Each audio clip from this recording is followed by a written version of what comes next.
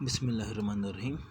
Today our topic is what is function, a binary relation, domain, codomain, range, image, pre-image, dependent variable and independent variables and mapping. In mathematics, हम mathematics में function क्या होता है, binary relation क्या होता है, domain codomain की definition क्या है, रेंज की डेफिनेशन क्या है, मैथमेटिक्स के लिहाज से वो आज हम सीखेंगे. ओके, फर्स्ट ऑफ ऑल हमारा असल टॉपिक है वो है फंक्शन. बाकी जो भी टॉपिक्स हैं, बाइनरी रिलेशन है, ये डोमेन है, कोडोमेन है, रेंज है, मैपिंग है, दिस आर सब टॉपिक्स ऑफ फंक्शन. ठीक है, इस फंक्शन को समझने से पहले हमें बाइनरी रिलेशन को समझना पड़ेगा कि what is the meaning of binary relation, कि बाइनरी रिलेशन होता है क्या है. ओके, तो first of all binary relation क्या है? ए mathematical operation relate elements of to sets. ठीक है, फॉर एग्जांपल सेट 1 के एलिमेंट्स हैं, ये सेट 2 के एलिमेंट हैं, ये आपके हैं ये सेट ए के एलिमेंट हैं, ये सेट बी के, या ये सेट एक्स के एलिमेंट हैं, ये सेट वाई के एलिमेंट्स हैं, कोई भी नाम दे सकते हैं आप. तो फंक्शन क्या कर रहा है, यहाँ से जो एलिमेंट्स हैं इनपुट यहाँ से उठाएगा, इसको ऊपर कोई मैथमेटिकल ऑपरेशन अप्लाई करेगा और इसको सेट 2 के एलिमेंट में चेंज कर देगा. फॉर एग्जांपल यहाँ से 1 उठाया, 1 को क्यूब किया, 1 का जवाब आ गया 1, 1 का क्यूब. 2 उठाया, 2 को क्यूब किया 8, 3 उठाया, 3 को क्यूब किया 27.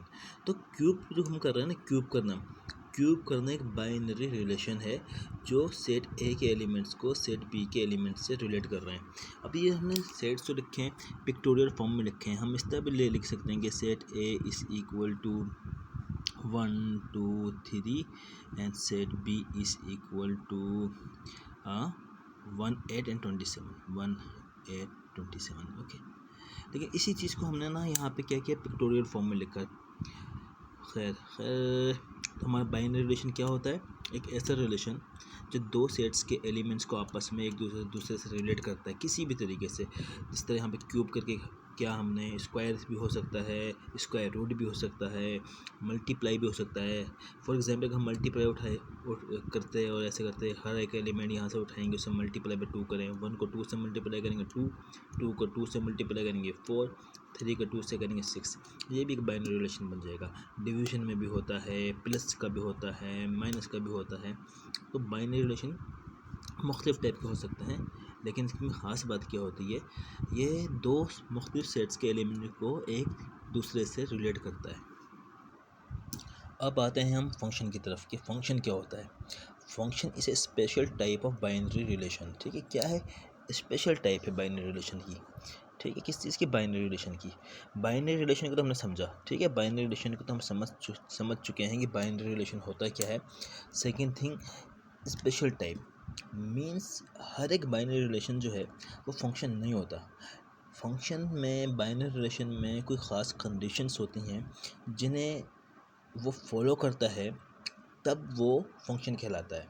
ठीक है, स्पेशल टाइप से मतलब ये निकलता है. वो क्या है?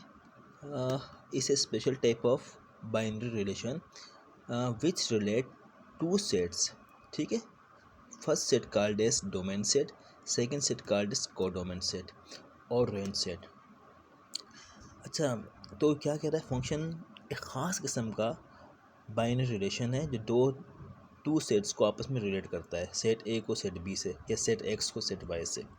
ठीक, और उसमें एक खुद बात उन्होंने की कि जो हमारा फर्स्ट सेट है उसे हम कहते हैं डोमेन सेट. सही है, और जो सेकंड सेट है इसे कहते हैं कोडोमेन सेट, और एक को नाम यूज़ किया और रेंज सेट. ठीक है, अब डोमेन सेट क्या है, कोडोमेन सेट और range set. One means that codomain set और रेंज सेट में क्या फ़र्क है, ये चीज़ भी हमने डिस्कस करनी है. खैर, फंक्शन हमारा डोमेन, कोडोमेन, रेंज, इनको डिस्कस करने से पहले हम इसकी स्पेशलिटी को डिस्कस करते हैं कि आखिर वो ख़ास बात क्या होती है फंक्शन में जिसकी वजह से हर एक बाइनरी रिलेशन एक फंक्शन नहीं होता. माने कुछ ख़ास बाइनरी रिलेशन होते हैं जो फंक्शन कहलाते हैं, वो यहाँ पे लिखी है. In function each and every element of domain set map one and only one element of codomain set और रेंज सेट. ठीक है, तो यहाँ पे हमने एक और टर्म यूज़ की, मैप. वैसे कह क्या रहा है, फंक्शन में क्या होता है, each and every element of domain set. मैं डोमेन सेट का हर एक एलिमेंट, ठीक है, हर एक एलिमेंट कोडोमेन सेट के सिर्फ और सिर्फ एक एलिमेंट को मैप करता है, मीन्स ना एक से ज़्यादा एलिमेंट को मैप करेगा ना एक से कम एलिमेंट को मैप करेगा। ठीक है, इसी चीज़ को अगर मैं ज़्यादा एक्सप्लेन करूँ तो इसको हम ऐसे कह सकते हैं कि हमसे इसी चीज़ को ज़्यादा एक्सप्लेन करें कि हमारा जो फंक्शन है इसमें no any element of domain set can map more than one element of को डोमेन सेट। माना एक से ज़्यादा एलिमेंट को डोमेन सेट का कोई भी एलिमेंट को डोमेन के एक से ज़्यादा एलिमेंट को मैप नहीं कर सकता है। इसका एग्जांपल ये रहा आपके सामने। अब यहाँ पे हमने दो स्क्वायर रूट का फंक्शन बनाया है, 0 का स्क्वायर रूट 0, 4 का स्क्वायर रूट -2 भी है +2 भी है। अब यहाँ पे 4 क्या कर रहा है, जो कि डोमेन का एलिमेंट है, दो एलिमेंट्स को डोमेन के दो एलिमेंट्स को मैप कर रहा है, -2 को भी +2 को भी, इसलिए नॉट ए फंक्शन है क्योंकि नो एनी एलिमेंट। ठीक है, कंडीशन है कि ऐसा नहीं होता फंक्शन में कि कोई एक एलिमेंट डोमेन सेट का को डोमेन के किसी दो एलिमेंट्स को मैप करें। खैर डोमेन को डोमेन को हमने बाद में डिस्कस करना है आफ्टरवर्ड। सेकंड कंडीशन इसी चीज़ को डिफाइन करने में क्या है, no any element of domain set remain unassign. Unassign means खाली रह जाए, माना वो किसी चीज़ को मैप नहीं करे। जिस तरह यहाँ पे है, ये हमारा डोमेन सेट है, ये को डोमेन सेट है। यहाँ पे 0 map to 0, x multiply by 2 कर रहे हैं। ठीक है, 0 multiply by 2 I think 2 multiply by 3 कर रहे हैं यहाँ पे, है ना। तो 0 को 3 से मल्टीप्लाई किया 0, 2 को 3 से मल्टीप्लाई किया 6। ठीक है, कि -2 के लिए यहाँ कोई एलिमेंट नहीं है। आई थिंक यहाँ पे ना सारे पॉजिटिव एलिमेंट्स लिए हैं, तो -2 को 3 से करते तो -6 आता, तो वो नहीं लिया। तो इस वजह से -2 जो है किसी भी एलिमेंट को मैप नहीं कर रहा। ये जो हम एरो बनाते हैं ना, एरो उसे कहा जाता है मैपिंग। ठीक है, ओके, जिस तरह इसमें भी एरो बना हुआ है, ऐसे हम कहेंगे 0 map to 0, 4 map to -2, 4 map to +2, 0 map to 0, 2 map to 6। Arrow हम बनाते हैं, इसे कहा जाता है मैपिंग या मैप करना। सही है। आफ्टरवर्ड हमारे 2 है ना, अनअसाइन रह गया। जब भी कोई एलिमेंट किसी एलिमेंट को मैप नहीं करता या मैप नहीं होता तो वो कहलाता है अनअसाइन एलिमेंट। तो डोमेन सेट का ये जो -2 एक एलिमेंट है, ये अनअसाइन रह गया है, माने किसी भी एक एलिमेंट को मैप नहीं कर रहा। ठीक है, माना 0 एलिमेंट को मैप कर रहा है। तो कंडीशन कहती है हर एक एलिमेंट, डोमेन सेट के हर एक एलिमेंट को क्या होना है, को डोमेन के या रेंज के एक और सिर्फ एक एलिमेंट को मैप करना है। लेकिन यहाँ पे किसी को नहीं कर रहा, तो no any element of domain set remain unassign, तो ये अनअसाइन रह गया, इसलिए ये भी फंक्शन नहीं है। ठीक है, तो ये दो बातें ना हो बाइनरी रिलेशन में तो फिर वो फंक्शन होता है। अच्छा, फंक्शन की हम एग्जांपल लेते हैं। क्या है, फॉर एग्जांपल हम दो सेट लिए, सेट x और सेट y। ठीक है, एक special type of binary relation है ना हमारा फंक्शन। क्या है, special type of binary relation which relate two sets. ठीक है, फर्स्ट सेट को कहते हैं डोमेन सेट, सेकंड को कहते हैं को डोमेन सेट या रेंज सेट। अब ये हमारे दो सेट्स थे ना, अब यहाँ से हम एलिमेंट्स उठा रहे हैं, इस पर स्क्वायर का फंक्शन लगा रहे हैं। ठीक है, तो जो हमारा फर्स्ट सेट है जिससे हम एलिमेंट लेंगे उसे कहा जाता है डोमेन सेट। डोमेन सेट को हम क्या डिफाइन करते हैं, फर्स्ट सेट या जिससे हम इनपुट वैल्यूज़ ले रहे हैं। तो इस सेट x से हम इनपुट वैल्यू ले रहे हैं। हमने x से एलिमेंट 1 उठाया, उसको स्क्वायर किया, जवाब आया 1। 2 उठाया, उसे स्क्वायर किया, जवाब आया 4। 3 उठाया, उसे स्क्वायर किया 9। अगर हम इसकी उल्टी बात करें, अगर हम स्क्वायर रूट कर रहा हूँ, 1 का स्क्वायर रूट 1, 4 का स्क्वायर रूट 2, 9 का स्क्वायर रूट 3, तो फिर ये हमारा डोमेन होगा क्योंकि यहाँ से हम इनपुट ले रहे हैं और यहाँ पर आउटपुट रख रहे हैं, तो ये हमारा को डोमेन होगा। ठीक है, तो हमारा फर्स्ट सेट 1 2 3, सेकंड सेट 1 4 9, हम यहाँ से इनपुट लेंगे, उसे स्क्वायर करेंगे क्योंकि हमारा यहाँ पे फंक्शन हमने स्क्वायर कर लिया हुआ है, तो यहाँ पे आउटपुट रखेंगे। तो ये हमारा इनपुट वाला सेट है, इसे कहेंगे डोमेन सेट। आउटपुट वाला सेट है, इसे कहेंगे को डोमेन सेट। सही है, तो हमारा इनपुट और आउटपुट का कॉन्सेप्ट भी हमें आया। ठीक है, इन द सेम वे यहाँ पे क्या है, 1 हम हर एक नंबर को 10 से मल्टीप्लाई कर रहे हैं। 1 उठाया, 10 से मल्टीप्लाई किया 10, 10 उठाया, 10 से मल्टीप्लाई किया 100। अब यहाँ पे 0 एक एक्स्ट्रा एलिमेंट किसी में रह गया को डोमेन सेट में, लेकिन ये फिर भी फंक्शन होगा। ठीक है, मन डोमेन सेट में कोई अनअसाइन एलिमेंट नहीं रहना चाहिए, जैसे यहाँ पे रहा हुआ है। यहाँ पे डोमेन सेट में एक अनअसाइन एलिमेंट रहता है तो ये नॉट ए फंक्शन है। लेकिन यही चीज़ अगर को डोमेन में कोई एक अनअसाइन एलिमेंट रह जाएगा तो उससे हमारे फंक्शन की कंडीशन में कोई फ़र्क नहीं पड़ेगा, वो फंक्शन ही कहलाएगा। जिस तरह यहाँ पे ये है, कोई भी माना अगर ये 0 हमारा अनअसाइन रह गया फिर भी फंक्शन है, यहाँ पे कोई भी चीज़ अनअसाइन नहीं रही है फिर भी फंक्शन है। ठीक है, हमारी दो चीज़ हमने देखनी है कि डोमेन का कोई एलिमेंट अनअसाइन ना रहे इसकी तरह, दूसरा डोमेन का कोई एक एलिमेंट को डोमेन के दो एलिमेंट्स को मैप नहीं करे। सही। अच्छा, इधर एक और चीज़ हमने फंक्शन को डिफाइन कर रहे हैं, इससे special type of binary relation. अच्छा, ज़रूरी नहीं कि फंक्शन में सिर्फ एक ही बाइनरी रिलेशन अप्लाई हो। जैसे यहाँ पे हमने सिर्फ स्क्वायर का किया है, या मल्टीप्लाई बाय 10 का किया है, या स्क्वायर रूट का किया है। एक फंक्शन में एक से ज़्यादा बाइनरी रिलेशन भी इस्तेमाल हो सकते हैं, इसलिए हमने यहाँ पे छोटा सा एस लिखा है, बाइनरी रिलेशंस। और you can say function is a special type of binary relation, और a set of binary relation means एक से ज़्यादा बाइनरी रिलेशन भी इस्तेमाल हो सकते हैं। हम मल्टीप्लाई भी करें, प्लस भी करें, स्क्वायर भी करें, माइनस भी करें, इस तरह भी दो दो तीन बाइनरी रिलेशन भी एक फंक्शन में यूज़ हो सकते हैं।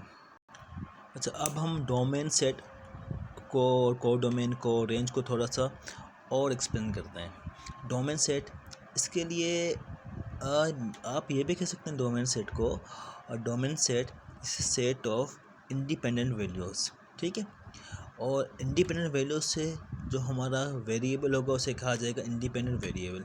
अब इंडिपेंडेंट वेरिएबल क्या होता है, ऐसे इंडिपेंडेंट क्यों कहा जाता है? ठीक है, डोमेन सेट के तो कुछ ना कुछ हमने नॉलेज ली है। Okay, set of all the input values for a function. ठीक है, मान जितनी भी हमारी इनपुट वैल्यूज़ का सेट है वो कहलाता है क्या? फंक्शन। अब उसे इंडिपेंडेंट वैल्यूज़ क्यों कहा जाए? फंक्शन और डोमेन सेट की वैल्यूज़ को इंडिपेंडेंट वैल्यूज़ या इंडिपेंडेंट वेरिएबल का लफ्ज़ टर्म क्यों इस्तेमाल की जाती है? इसकी वजह यह है, दीज ये जो हमारी डोमेन सेट की वैल्यूज़ हैं, these don't depend on function, मतलब फंक्शन पर डिपेंड नहीं करती हैं। ठीक है, so called as independent variable. क्यों नहीं करती? अब ये देखें, ये 1 है, फंक्शन यहाँ पे हमने क्या लिया 2x - 5 का, 1 2 3 ऐसे ही उठा लिया। ठीक है, 1 2 3 4 5 6 हम कोई भी ले सकते हैं आज़ादी के साथ, लेकिन इस फंक्शन पे डिपेंड नहीं कर रही। फंक्शन पे हमारी कोड डोमेन की वैल्यूज़ या रेंज की वैल्यूज़ डिपेंड करती हैं। ठीक है, इस पे फंक्शन अप्लाई होता है, फिर ये जवाब आता है। तो कोड डोमेन की वैल्यूज़ जो है फंक्शन पे डिपेंड करती हैं, लेकिन ये आज़ाद है जो हमारा डोमेन की वैल्यूज़ हैं। सही। तो set of all the input values for function, these don't depend on function. ठीक है, फंक्शन के ऊपर डिपेंड नहीं कर रही वो, मतलब फंक्शन अप्लाई होने के बाद उनका जवाब नहीं आ रहा, इसलिए इन्हें कहा जाता है these do not depend on function. So also called as independent variable. तो जो हमारा डोमेन सेट का वेरिएबल है, इस सेट को जिस तरह हमने यहाँ पे इसको अगर हम सेट एक्स से ज़ाहिर करें और इसको सेट वाई से ज़ाहिर करें, तो सेट एक्स हमारा क्या कहलाएगा? इंडिपेंडेंट वेरिएबल, और वाई कहलाएगा डिपेंडेंट वेरिएबल। वह क्यों कहलाएगा? हमने ये तो समझा कि डोमेन सेट क्या होता है, set of all input values use in a function. ठीक है, और हम इंडिपेंडेंट इसलिए कहते हैं क्योंकि उसकी वैल्यूज़ में हमने आज़ादी के साथ उठाई हुई होती हैं, कोई भी उठाई हुई होती हैं। ठीक है, को डोमेन सेट क्या है? इसके लिए हमारे एक कोड टर्म यूज़ होती है, डिपेंडेंट वेरिएबल। ठीक है, तो को डोमेन सेट होता है क्या है? मीन्स डिपेंडेंट वैल्यूज़ का सेट होता है। ठीक, जिस तरह ये इंडिपेंडेंट वैल्यूज़ का सेट होता है, ये डोमेन सेट को हम क्या कहते हैं? इनपुट वैल्यूज़ का सेट, या इसे हम कहेंगे इंडिपेंडेंट वैल्यूज़ का सेट। लेकिन को डोमेन को हम क्या कहेंगे? आउटकम वैल्यूज़ का सेट या डिपेंडेंट वैल्यूज़ का सेट। अच्छा, वह क्या है? Set of all possible output values. ठीक है, ऑल पॉसिबल आउटकम लिखें या आउटपुट लिखें, वैल्यूज़ और एलिमेंट्स। ठीक है, फंक्शन के अप्लाई होने के बाद जितनी हमें पॉसिबिलिटी है ना कि ये चीज़ें आ सकती हैं जवाब में, उन सब के सेट को क्या कहा जाता है? Code domain.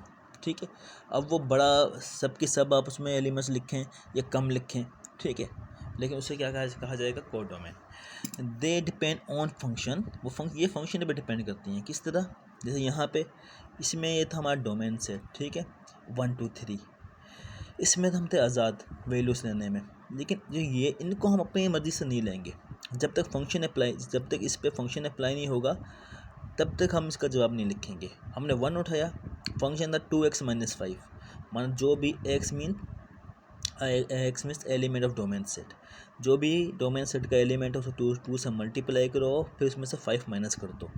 1 को 2 से मल्टीप्लाई किया 2 में से 5 माइनस किया -3, 2 को 2 से मल्टीप्लाई किया 4 में से 5 माइनस किया -1, 3 टाइम 2 इज 6 माइनस 5 +1। इस तरीके से ये जो हमारा कोड डोमेन सेट है, ठीक है, ये हमारा डिपेंडेंट वेरिएबल कहलाएगा। ठीक है, अगर ये इसे हम सेट वाई से ज़ाहिर करेंगे कि हमारा सेट वाई है, तो सेट वाई हमारा क्या कहलाएगा, डिपेंडेंट वाई हमारा कहलाएगा डिपेंडेंट वेरिएबल, और ये हमारा कहलाएगा इंडिपेंडेंट वेरिएबल। सही है। फिर नेक्स्ट एग्जांपल में हम देखते हैं इसमें हमने क्या किया है। इसमें हमने 1 3 5, ठीक है, हमने कोई भी अपनी मर्ज़ी से उठाई हुई है क्या, सेट ऑफ डोमेन सेट, और यहाँ पे हमने कोई फंक्शन अप्लाई किया है कि 1 का जवाब 1 आया, 1 map to 1, 3 map to 9 and 5 map to 25। Means यहाँ पे हम क्या कर रहे हैं, स्क्वायर कर रहे हैं। हम जो भी चीज़ उठाई है उसे कैसे हम कर रहे हैं, स्क्वायर। ओके, 1 का स्क्वायर 1, 3 का स्क्वायर 9, 5 का स्क्वायर 25। बाकी -1 एक हमारे पास एक्स्ट्रा एलिमेंट रह गया, तो ये भी हमारा जो है कोडोमेन में हो सकता है। ठीक है, या अगर इसकी जगह आप कोई और एलिमेंट भी लिखना चाहें, हम अपना कोडोमेन भी ऐसे ही बना सकते हैं कि कितने ही हम इसके अंदर हम कहते हैं एक्स स्क्वायर माना तमाम जो भी वैल्यू आएगी पॉजिटिव आएगी स्क्वायर होने की वजह से, तो हम सेट ऑफ इंटीजर बना दें 1 2 3 4 5 6, ठीक है, 100 तक का हम बना लें, तो उसमें भी 25 का मैप होगा। ठीक है, सिर्फ 9 मैप होगा हमारा और 1 मैप होगा, बाकी भले हमारी वैल्यूज़ खाली रहें। ये भी कोडोमेन सेट कहलाएगा। कोडोमेन सेट में अनमैप्ड या अनअसाइन एलिमेंट्स भी मौजूद होते हैं। ठीक है, जितनी पॉसिबिलिटीज़ हैं वो हम सब कोडोमेन में लिख सकते हैं। ठीक है, तो कोडोमेन होता है डिपेंडेंट वेरिएबल्स या डिपेंडेंट वैल्यूज़ का सेट। ठीक है, या कोडोमेन को हम ये भी कह सकते हैं ऑल पॉसिबल आउटकम्स या ऑल पॉसिबल आउटपुट वैल्यूज़ का सेट। ठीक है, और डोमेन होता है हमारा इनपुट वैल्यूज़ का सेट या इंडिपेंडेंट वैल्यूज़ का सेट। और इंडिपेंडेंट वेरिएबल जो भी हमारा डोमेन सेट का एलिमेंट को जिस भी हम वेरिएबल से ज़ाहिर करेंगे, जैसे इसमें एक्स से ज़ाहिर कर रहे हैं तो एक्स कहलाएगा इंडिपेंडेंट वेरिएबल, और जिस भी वेरिएबल से हम कोडोमेन सेट को ज़ाहिर करेंगे उसे कहा जाएगा, या रेंज सेट को ज़ाहिर करेंगे उसे कहा जाएगा डिपेंडेंट वेरिएबल। मीन्स अगर हम यहाँ देखें, इफ़ डोमेन सेट एक्स है, कोडोमेन सेट वाई है, तो फंक्शन क्या करता है, डोमेन सेट से वैल्यू लेगा, इसको वो फंक्शन अप्लाई होता है, फिर कोडोमेन का हमारा जवाब आता है या रेंज का जवाब आता है। तो हम इसी चीज़ को ऐसे लिखते हैं वाई माने एलिमेंट ऑफ कोडोमेन या एलिमेंट ऑफ रेंज सेट, किसके बराबर होता है, after applying function on element of domain set. Domain set के एलिमेंट पे फंक्शन अप्लाई कर रहे हैं तो जवाब आ रहा है रेंज सेट का एलिमेंट या कोडोमेन का एलिमेंट। तो इसलिए एक्स के साथ या डोमेन सेट के एलिमेंट के साथ एफ नहीं हुआ है, अटैच हुआ है, तो हम ये कहेंगे एक्स एफ के साथ जो है और उसके बाद हमारा वाई का जवाब आ रहा है, तो एक्स की वैल्यू इसमें हम इंडिपेंडेंट हैं और वाई की वैल्यू डिपेंड करेगी फंक्शन के ऊपर। ठीक है, नाउ रेंज क्या चीज़ होती है, रेंज होता है इसे सबसेट ऑफ कोडोमेन सेट। ठीक है, कोडोमेन सेट का सबसेट होता है। They are only these values और element of codomain set which function has assign, जिन पे फंक्शन ने असाइन किया। फॉर एग्जांपल यही वाला हम ऊपर वाला एग्जांपल है ना, ये वाला, इसको हमने यहाँ लिखा 1 3 5। अगर हमारा डोमेन है -1 1 9 25 हमारा कोडोमेन है, तो उसमें से सिर्फ और सिर्फ 1 9 और 25, ठीक है, इन पे मैपिंग हुई हुई है, ये असाइन हुए हैं डोमेन सेट को। तो अगर हम 1 9 और 25 का सेट बनाएंगे ना ऐसा, तो ये सेट कहलाएगा रेंज सेट। ठीक है, ये रेंज सेट कहलाएगा और ये कहलाएगा कोडोमेन सेट। तो इसी तरह अगर हम इसको देखें, इसमें ये जो हमारा सेट है सेकंड सेट वाई, ये हमारा कोडोमेन सेट भी है कह सकते हैं इसे, और रेंज सेट भी कह सकते हैं। लेकिन इसको हम जो है सिर्फ और सिर्फ कोडोमेन सेट कहेंगे, रेंज सेट नहीं कहेंगे।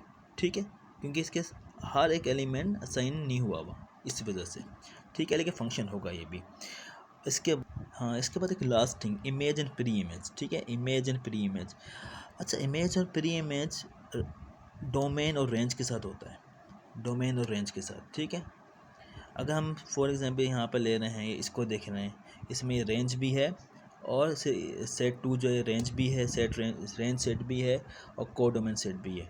तो इसका हर एक एलिमेंट एक दूसरे के साथ इमेज और प्री इमेज का रिलेशन रखता है। क्या -3 जो है ये 1 का इमेज है और 1 -3 का प्री इमेज है। माना प्री इमेज की जो टर्म है वो डोमेन सेट के एलिमेंट्स के साथ अटैच है और इमेज की जो टर्म है वो कोडोमेन सेट या रेंज सेट के साथ, अगर रेंज का लफ्ज़ इस्तेमाल करें, रेंज सेट के एलिमेंट के साथ अटैच है। प्री इमेज का लफ्ज़ डोमेन सेट के साथ और इमेज का लफ्ज़ रेंज सेट के साथ अटैच है। तो -3 is image of 1 and 1 is pre image of -3। इसी तरह -1 किसका इमेज है? 2 का, और 2 किसका प्री इमेज है? -1 का। 1 किसका इमेज है? 3 का। 3 किसका प्री इमेज है? 1 का। डेट्स ऑल, आई थिंक हर चीज़ समझ में आ गई होगी।